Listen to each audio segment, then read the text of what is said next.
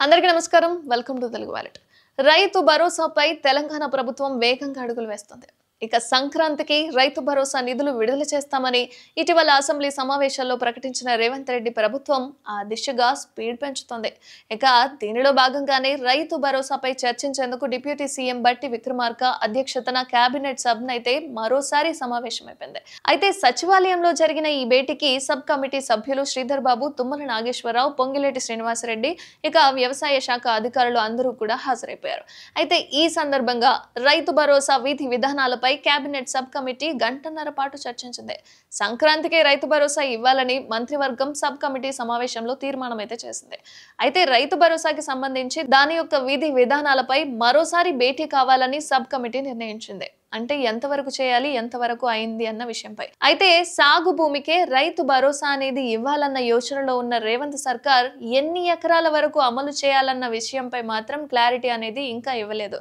అంటే ఈ క్రమంలోనే మరోసారి సమావేశమై రైతు భరోసాపై నిర్ణయం తీసుకోవాలని కేబినెట్ సబ్ కమిటీ అయితే డిసైడ్ అయింది అయితే ట్యాక్స్ పేయర్స్ ఎవరైతే ఉన్నారో అలాగే ప్రభుత్వ ఉద్యోగులకు భూమి ఉన్నా సరే రైతు భరోసా అనేది వాళ్ళు అనర్హులుగా ప్రకటించాలన్న సూచన ప్రాయంగా ఉన్నట్లుగా వాళ్ళు నిర్ణయించుకున్నట్లుగా తెలుస్తుంది కాబట్టి వాళ్ళకి క్యాన్సిల్ దీనిపై ఇంకా క్లారిటీ అనేది రావాల్సి ఉంది కానీ సంక్రాంతికి సంబంధించి రైతు భరోసా ఇవ్వాలని తెలంగాణ ప్రభుత్వం ఇప్పటికే ఫిక్స్ అయితే అయిపోయింది ఈ క్రమంలోనే రైతు భరోసా ఎవరికి ఇవ్వాలి అసలు ఎవరికి ఇవ్వకూడదు అన్న దాని మీద అయితే ఫోకస్ పెట్టింది గూగుల్ డేటా శాటిలైట్ ఆధారంగా సాగు విస్తీర్ణం లెక్కించేందుకు పలు కంపెనీల నుంచి డేటా అనేది సేకరిస్తుంది తాజాగా డిప్యూటీ సీఎం బట్టి విక్రమార్క అధ్యక్షతన కేబినెట్ సబ్ కమిటీ భేటీ అయితే అయిపోయింది అయితే మరోసారి సమావేశం కావాలని డిసైడ్ అయిన నేపథ్యంలో